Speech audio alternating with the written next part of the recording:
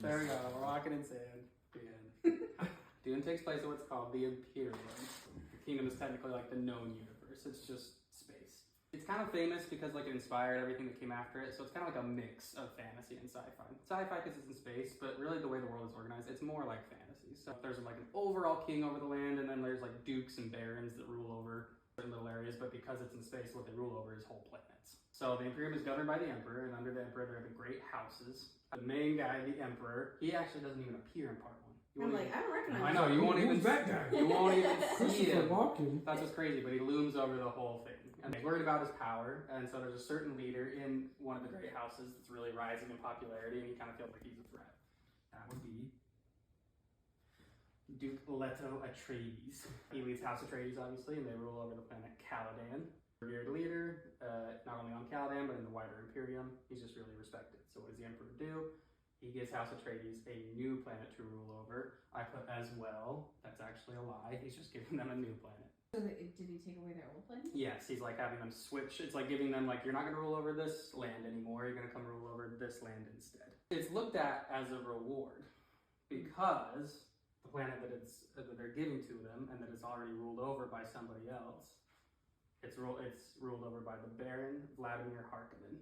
He leads House Harkonnen, and they rule over Giedi Prime, which is their home planet, but then also Arrakis, otherwise known as Dune. The Arrakis has made the Harkonnens obscenely rich due to the fact that it has the universe's only source of a very valuable substance, which is called spice. However, the Harkonnens are unpopular rulers due to their cruelty and greed. They have always pilfered Arrakis for its resources and have been at war with the planet's native inhabitants. The native inhabitants of Arrakis are called the Fremen. They're very religious, very ritualistic. They're fierce warriors, kind of at one with the planet. They've developed a lot of practices and technology that allow them to survive in the desert, despite it being inhabited by giant worms. The Fremen worship the worms and refer to them as Shai Hulud, or the Maker. The Fremen can be easily recognized by their blue eyes, which comes from their consumption of spice. They also believe in this messianic prophecy that a prophet from off-world will come and lead them to glory and paradise. They call this prophet the Lisan al-Gaib. There are many prophecies and signs that will indicate the coming of the Lisan al-Gaib. The Emperor is taking away Arrakis away from the Harkonnens and giving it to the Atreides. But if the Emperor is afraid of Duke Leto's popularity, why reward him with the riches of Arrakis? Well, House Atreides wonders the same thing. Expect some sort of political plot, a trap of some kind, but have no idea to what degree. Still, they go along with it all because of the complications of refusing an imperial decree. You can't really refuse the Emperor. But also because they believe that despite that all, they can in fact succeed in ruling Arrakis. They're pretty confident. The Imperium is really vast. There's lots of groups of people in addition to the houses that are constantly trying to gain power, making moves of their own. But luckily, we only really need to worry about one for now.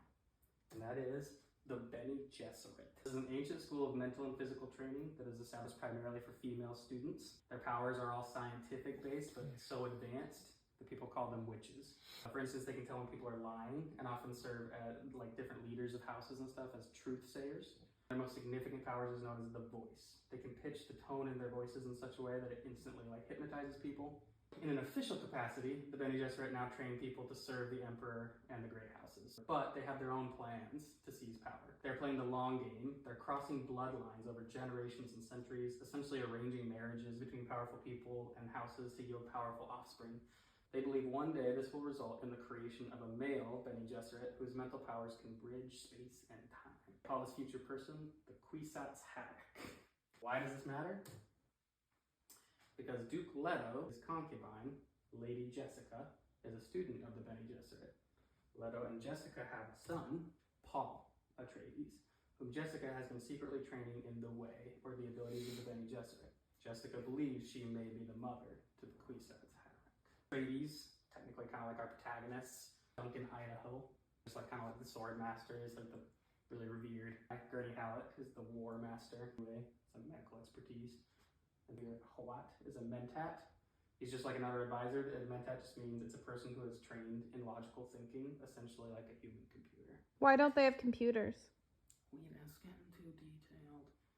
A long time ago in the history of Dune, there was a war with computers and everything, so they totally outlawed them. So you won't see any AI or robots or anything. It's so far in the future that we're well past that. That was a bad idea, we're done with that. The House Harkonnen, kind of our antagonists, Count Beast Raban. He's technically like a governor of Arrakis, like serving in the Baron's place, and he's nephew to the Baron. The Baron's really pulling all the strings, but he's just kind of like there.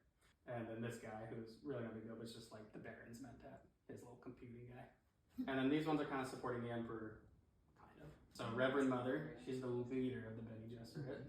She's not only the head of the Bene Gesserit, but directly serves as the Emperor's truthsayer and advisor. Liet Kynes is assigned as the Judge of the Change. She lives on Arrakis or Dune. The Judge of the Change is the person assigned by the Imperium to oversee the exchange of Arrakis from the Harkonnens to the Atreides. So she's technically the person that's going to make sure that it all goes okay, even though everyone kind of knows that it's a little shady. What makes the spice so valuable? Ooh, that gets into more detail. Do we want it? Sure. I'll do it really briefly. The biggest thing is that it makes interstellar travel possible. That's how they figured it all out, because there's kind of like the Bene Gesserit, there's a class of people called the Guild Navigators. They're the people that you have to like go through if you want to do interstellar travel, because they use the spice, which is a really powerful, really speeds up the mind. So they can plot space travel like at light speed because they like have heavily dosed on spice. And you actually see them in the movie. Yeah, you see them in the background. These people walking, you won't see their faces. They've got these hoods and they have this orange tank across their face. And the reason they have a tank across their face is because they're in a constant like pool of spice. Like they just are living in it. Enjoy, and remember, fear is the mind killer. That's the stuff. Time to watch with Director's